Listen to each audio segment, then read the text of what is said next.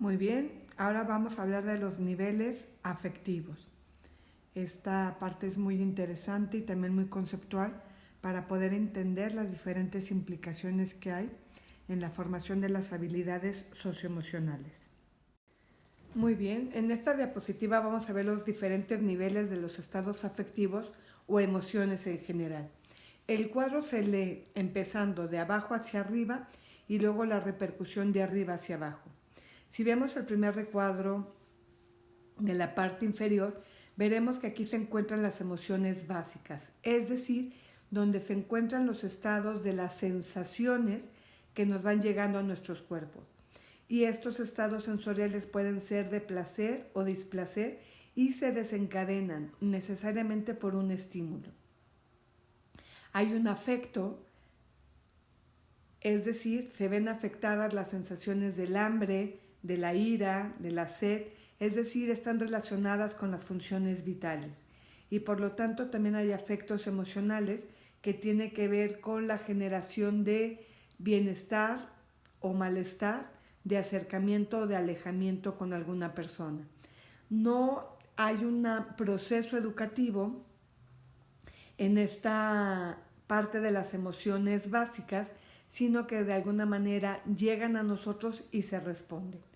En el recuadro del medio se encuentran las emociones aprendidas y tiene que ver esta parte con el cerebro límbico.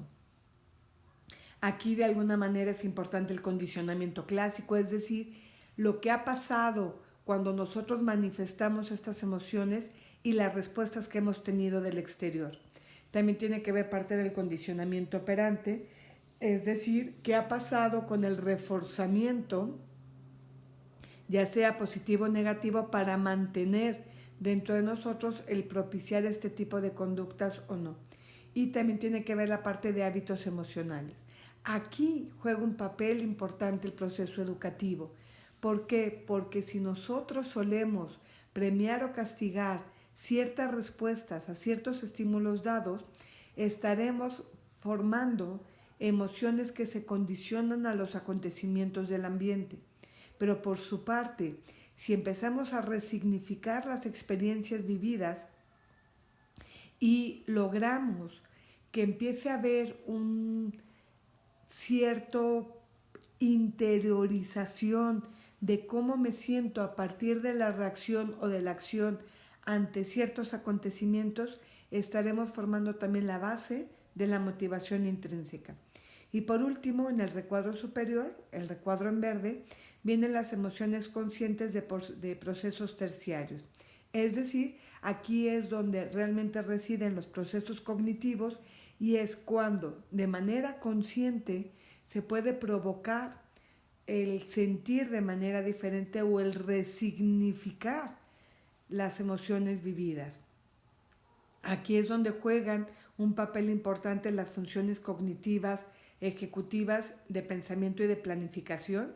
Por lo tanto, aquí es donde se pueden empezar a regular las emociones, la rumiación y regulación cognitiva de las emociones, es decir, qué tanto de manera intencional vuelvo a traer a la mente la experiencia y cuando me enojo sigo pensando en el enojo y obviamente si sigo pensando en el enojo voy a encontrar más motivos para continuar enojado.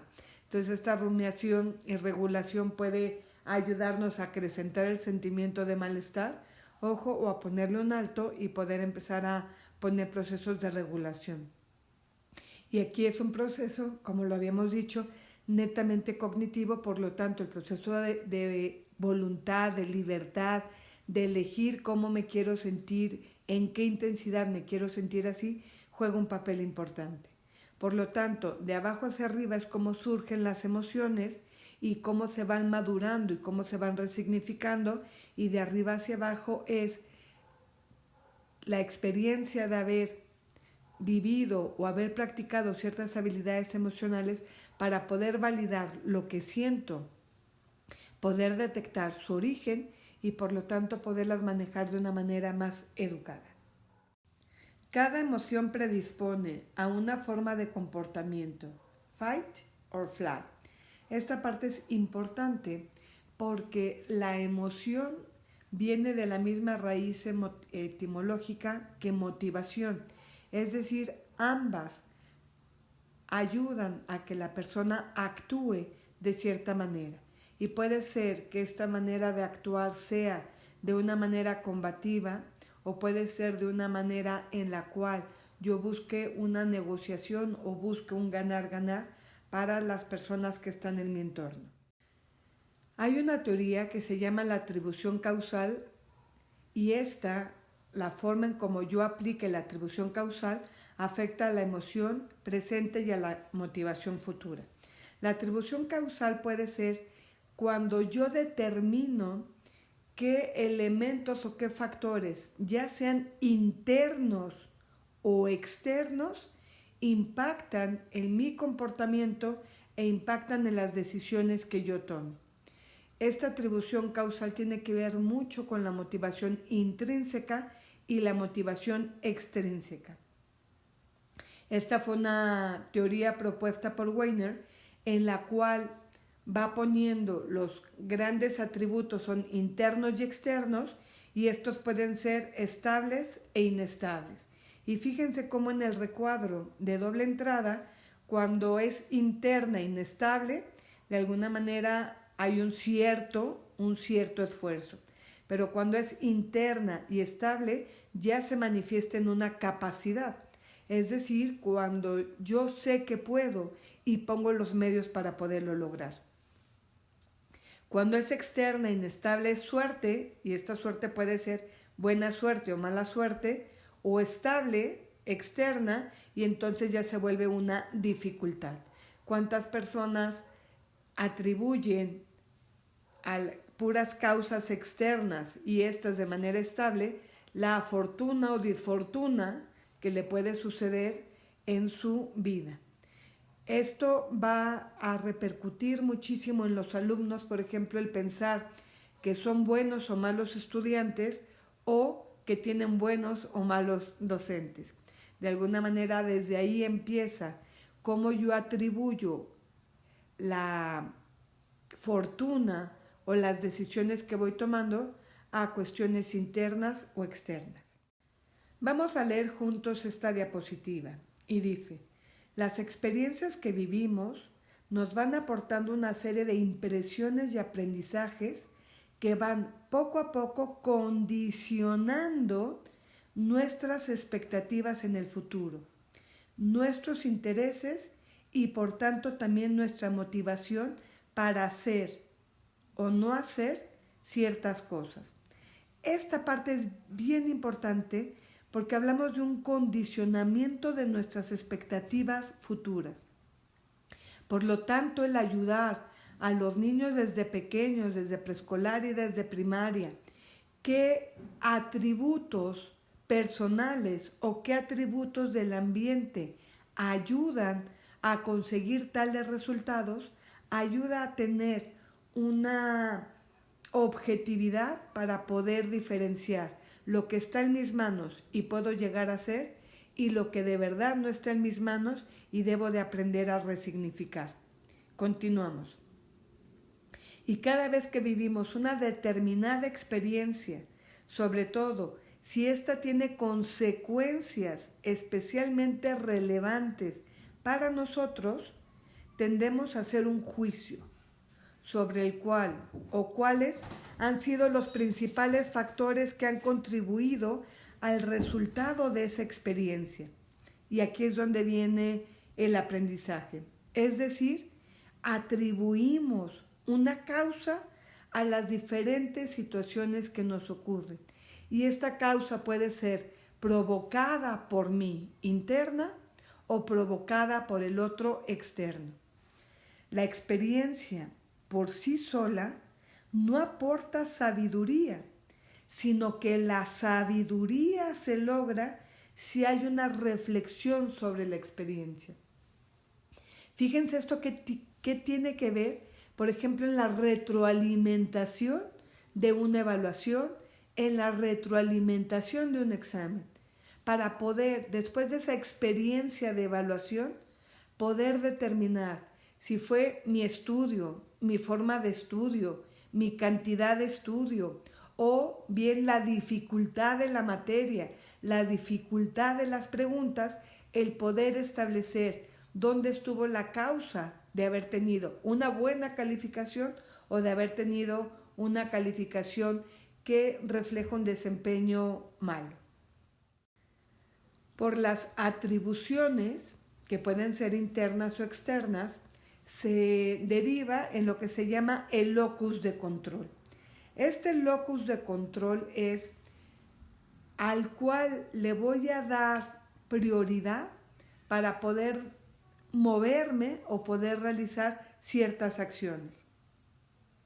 Las personas con un alto locus de control interno creen que los sucesos son principalmente resultado de su propio comportamiento y acciones, lo cual de alguna manera ponen en juego su capacidad, sus actitudes y también sus aptitudes para poder enfrentar o afrontar alguna situación. Y cuando es éxito, lo atribuyen netamente a sus capacidades o a cuestiones internas, pero también cuando no salió como era de esperarse, también todo lo ponen a cuestión de sus capacidades, intereses, o a lo mejor que no lograron el resultado deseado porque no pusieron todo lo que estaba de su parte.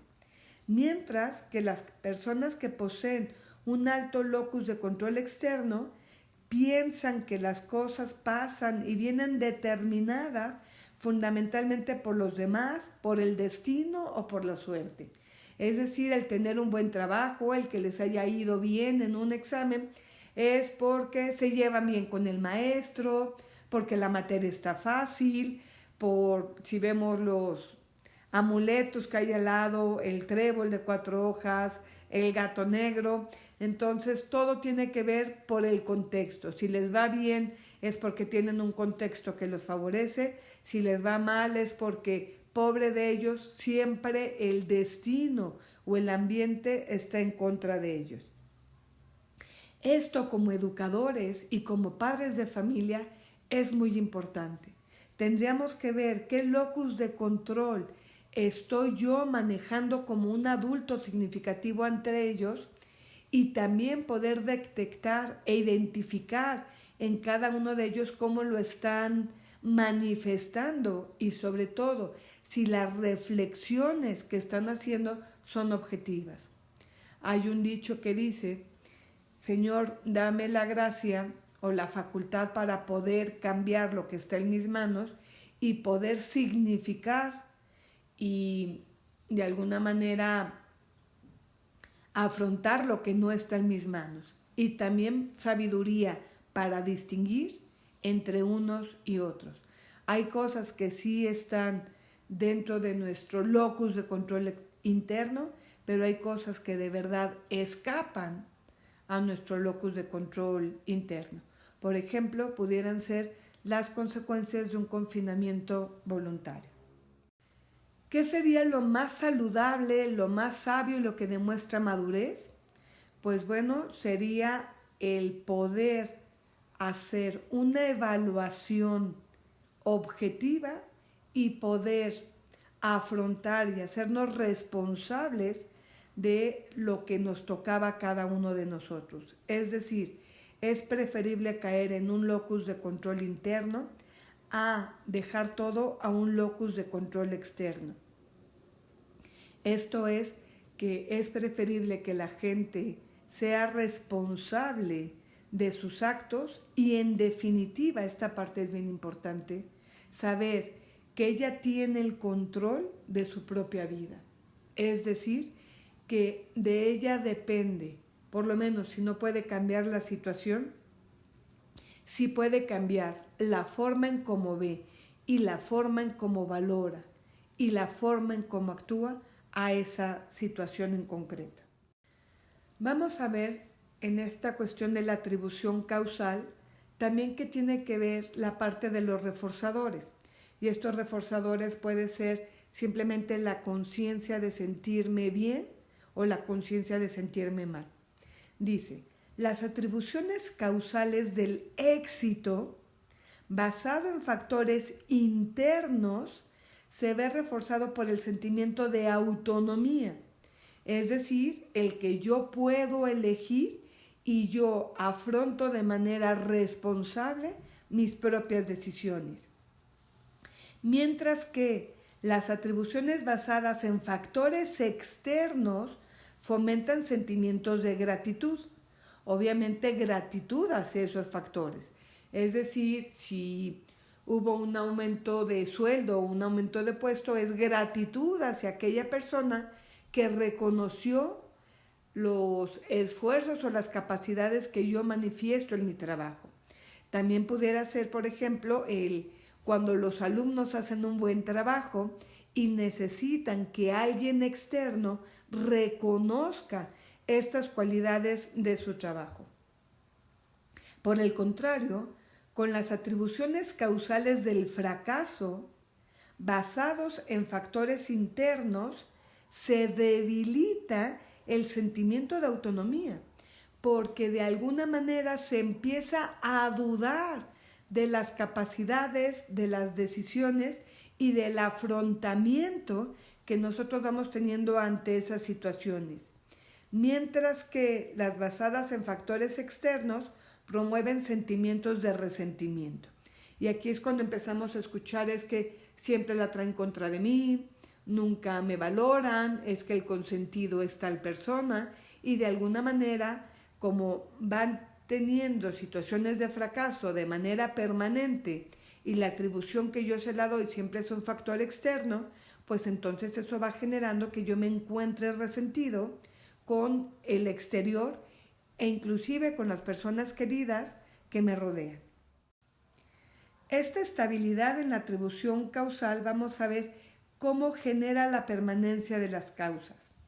Cuando las atribuciones son estables, es decir, que son permanentes y van prevaleciendo a través del tiempo, implica que hay una percepción de que la causa va a ser siempre la misma en situaciones similares y por ello esta certidumbre da como futuro y puede derivar en sentimientos y en estados de esperanza cuando se piensa en una vivencia de éxito, es decir, cuando nosotros vamos recurriendo a experiencias de bienestar, a experiencias de éxito, y no lo tenemos en algún momento, está la esperanza de que se va a presentar.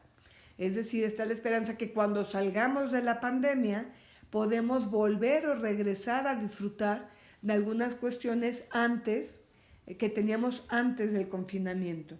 Pero también puede provocar estados de indefensión cuando se piensa en una vivencia de fracaso. Es decir, cuando continuamente atribuyo el que no me vaya bien a cuestiones externas, de alguna manera esto puede generar indefensión porque estoy a la deriva o estoy a expensas de lo que pase alrededor mío. Cuando las atribuciones son inestables, es decir, que no sé si es fruto mío o fruto del exterior, implica un grado de incertidumbre o inseguridad que puede traducirse en una ansiedad baja o moderada. Es decir, temor a que por esforzarme o por manifestar mis capacidades o poner todo mi empeño, puedo obtener resultados diferentes. En cambio, en aquellos casos en los que se está pensando sobre una vivencia de éxito, o bien esta incertidumbre ante futuras experiencias parecidas, se puede sentir una forma de ansiedad.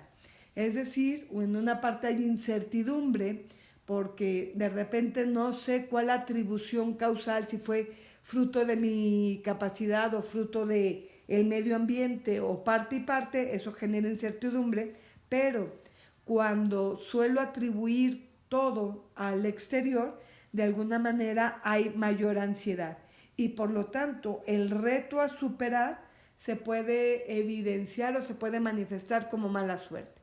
¿Cuántas personas dicen qué mala suerte estar viviendo ahorita en la pandemia? O qué mala suerte que me tocó estando en la escuela, o qué mala suerte que me tocó en el último año de la universidad. Y no son capaces de ver que la vivencia de la experiencia de vivir en este confinamiento, sí tiene una parte del medio ambiente, porque es innegable que tenemos que quedarnos en casa, pero en otra juega un papel importante la actitud y la perseverancia. Entonces, podríamos decir que vamos a lograr una cierta estabilidad cuando logremos diferenciar lo que está de mi parte y lo que puedo hacer yo, y lo que no está de mi parte, sino que es una influencia del medio ambiente, pero que sí la puedo resignificar para poderla afrontar de una manera diferente. El siguiente cuadro te invito a leerlo con mucho detenimiento, porque de alguna manera se expresan las reacciones afectivas en función del tipo de atribución. Es decir, cuando hay autonomía y cuando hay gratitud, o cuando hay autonomía y cuando hay resentimiento. Yo creo que en este sentido el poder vivir una ansiedad moderada o una ansiedad alta, una esperanza o una indefensión, proviene sobre todo del análisis objetivo de cada una de las experiencias.